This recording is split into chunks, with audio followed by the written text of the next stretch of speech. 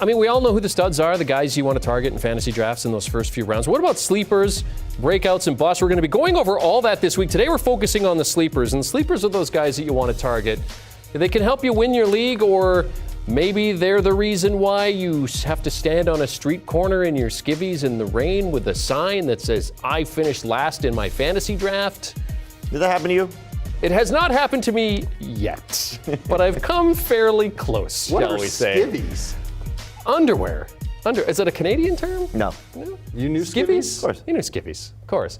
Here to give us their insight into sleeper players that you want to target, senior fantasy writers Jamie Eisenberg and Dave Richards. By the way, both major contributors to the CBS Sports Beckett Sports 2023 Fantasy Guide, which is on sale on newsstands now. Bijan Robinson is on the cover. Okay, let's start with running backs, a position that we've talked about ad nauseum, it seems, as of late because of the devaluation on the field, and it appears in fantasy as well. So, Dave, start us off with some running back sleepers that we should be looking at. Well, the one that I'm going to tell you about is one who looked good, in my opinion, in his first preseason game against the Seahawks, and it's Ty Chandler of the Minnesota Vikings. And we know that Alexander Mattison is going to be the main running back there to start the year, but I love what I saw from Chandler. A good one-cut runner, seems to fit into what that system is and what that scheme is, and I think he's more explosive than Alexander Mattison. So I'm trying to come out of all my drafts with Ty Chandler on my bench, hoping that by like week 4 or week 5, he gets the opportunities that we think will go to Madison.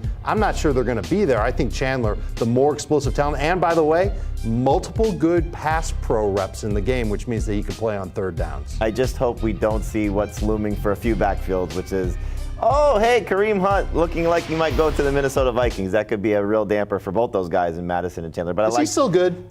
He might not be good, but you know how coaches think of guys that they bring in that have veteran experience, and that just could be something that they're looking at Minnesota. I would like Kareem Hunt to go somewhere else as well. But Samaje Perine, somebody I'm excited about, Jeremy. You know, you look at the situation for him in Denver. Let the suckers take Javonte Williams, because you see guys coming back from ACL tears. It usually takes 2 years before they're back to their usual self. And I'm rooting for Javonte. Don't get it wrong. I love to see him come out and have a fantastic season, but it just doesn't happen. You think about Saquon Barkley coming off his ACL tear, Dalvin Cook after his ACL tear. Last year, J.K. Dobbins struggled coming off his ACL tear.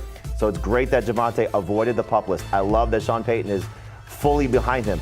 But I think, as we've seen from Sean Payton from his time in New Orleans, he likes to use multiple running backs. Samaje Perine, every time he's gotten a chance in Cincinnati to step up, has been a great fantasy option, and I think these guys will work in tandem together. So Perine's somebody that you're getting right around, based on our ADP on CBS Sports, around pick 100. I target him about 20 picks sooner than that. I think he's going to be the best Denver running back in 2023, so I love drafting him better than Javonte Williams. And what's one of his best traits? Pass protection and pass catching. And pass catching. Sean Payton's running backs in New Orleans had a 31% target rate on average over his time there, way higher than any other NFL team. It's a great call. See, I'm glad we're doing this segment because I had Javonte Williams on my list as a guy to maybe target late. So now. Oh, you're not going to. If you get Javonte Williams late, that's not bad. You're just not going to get him late. Right. You want Perine late. His price is actually still okay in about round 7 right now. So if it starts to creep up closer to round 5, which I think is what we're going to end up seeing as most drafts start to happen, then you should definitely be out on Javonte. And you guys have talked about this on Fantasy Football Today on the podcast, about the fact that right now with ADP, you're seeing running backs maybe a little bit lower,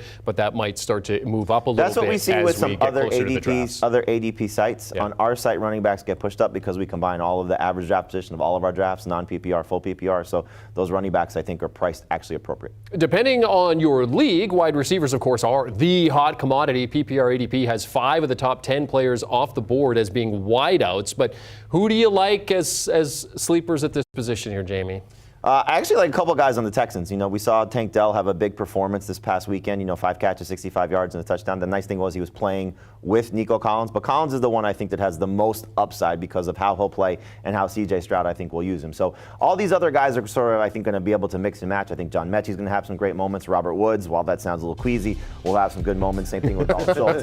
But this guy's entering his 3rd season, and you know, Dave knows this. I've been doing 3rd-year receivers since I started at this place, and we always see 1 or 2 guys pop at that position. And this is one of those guys that hasn't had that season yet because he's not like Amon-Ra St. Brown or Jamar Chase, guys entering their 3rd year. They've had very good production in their first 2 seasons. I think this is the year that Collins takes off. And so what we're seeing is his average draft position really start to rise, but it might get depressed a little bit now that Tank Dell had that big game. So I think you could take, we talked about this with running backs last week, you can take a chance on an entire receiving core if you want to, or at least 2 guys from a receiving core. Nico Collins, Tank Dell, Collins and Mechie and Dell. You can take 2 of these guys late. It's fantastic. Somebody's going to get 100-plus targets, and I think Collins is going to have a big season. And that's the thing. You're looking for that player that can get that target share. And in Houston, there isn't anybody that can necessarily step up. That's obvious. I think Collins on the perimeter is the guy to do it. Okay.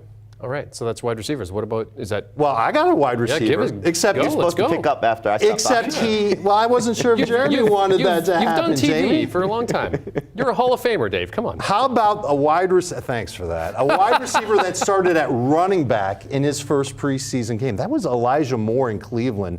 And they really featured him in a bunch of different roles. And I don't want to say that he's going to turn into the next Deebo Samuel, but I bet the Browns are leaning into him in that Deebo Samuel type of role. They need somebody with the way that backfield looks like. Well, I mean, they didn't have Nick Chubb exactly, and I think he'll be healthy. They do need a second guy. I don't know if Moore is necessarily built like Deebo Samuel to go out there and be that guy. He is a little thick. I think he could potentially be there, but I think he's going to be second on this team in targets, and I think there will be some games, maybe even particularly away games, where he steps up and does well. We know that Amari Cooper tends to play better at home rather than on the road. This is a player whose ADP is way low right now. I think he's eventually going to get to that round 8 range. I think he'll be worth it in full PPR. All right, Elijah Moore, a guy to look at as a potential sleeper in your drafts at wide receiver. Let's talk about quarterbacks. I'm in a 2-quarterback league, and of course that means you're starting 2 quarterbacks. So I'm all in here. Dave, what do you think about a sleeper quarterback? Well, I like Anthony Richardson as a top 12 fantasy quarterback, but the rest of the fantasy world doesn't see it that way. His ADP is round 10 right now. And I think that if you're getting him round 9, round 10, you're just buying into the type of quarterback that is just like Josh Allen, Justin Fields, Jalen Hurts, Lamar Jackson, a quarterback who can run. And I know the preseason stats were really terrible, and the interception wasn't great either for Anthony Richardson. He made 2 outstanding throws in their preseason game against Buffalo. One was on the money over the middle to his tight end. The other one would have been a touchdown to Alec Pierce if Pierce hadn't dropped the ball. But more important than that, this looked like an offense that he ran at Florida. I think he's going to get comfortable. I think he starts week 1, and I love taking the chance on him with a late round pick. Wow, okay. My turn to talk now, right? That's how it goes? Yeah. The thing I love about Richardson is you look at almost every projection for him, and it's almost a guarantee he's going to be north of 700 yards. There are some that are projecting him for 1,000 yards. It will be the 5th time ever that a quarterback can get to 1,000 yards rushing. The last 16 quarterbacks that have run for 700 yards or more, going back to 2010, only 700, have averaged at least 19.9 fantasy points per game or more. He's a breakout candidate. He's not a sleeper. He's somebody that's going to potentially wreck fantasy if his passing numbers can be good. And the nice thing is, of those 16 guys, 16 times that's happened, 2 of them have been rookies. It's going back to 2010, 2011. It was RG3 and Cam Newton. Those guys have done it, but they did it in their rookie campaigns.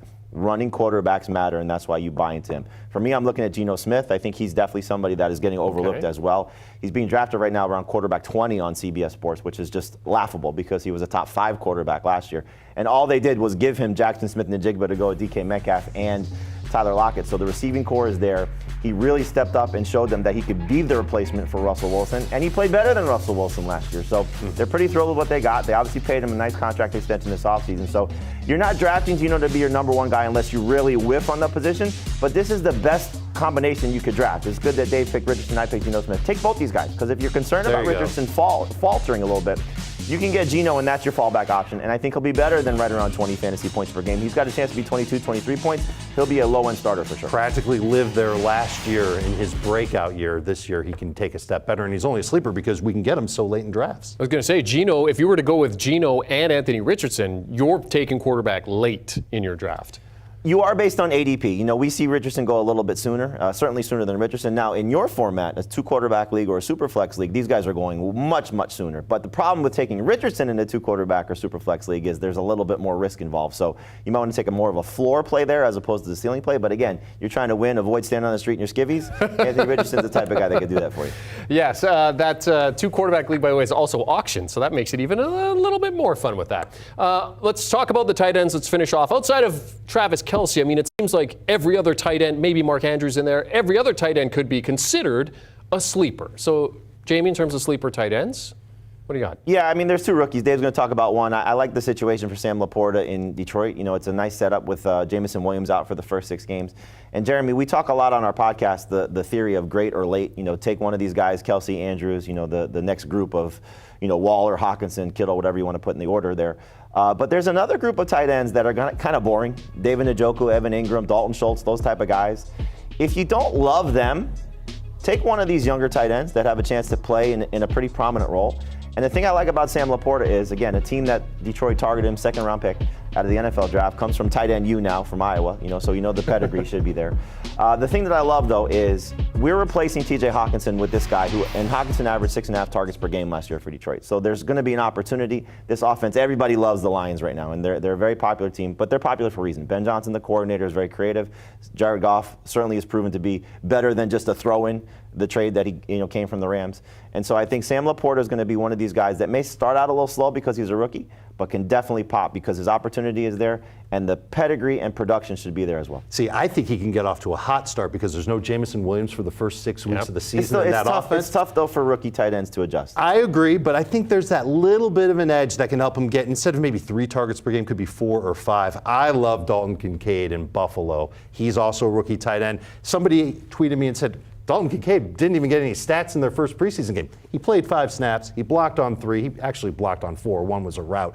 They're hiding him in plain sight. All the reports out of Buffalo say that he's going to be a big factor in the passing game. I think there's a chance he's 2nd on the team in targets behind Stephon Diggs. And when you can find that at tight end, that's a winner. He's also somebody to target in that round 9 range.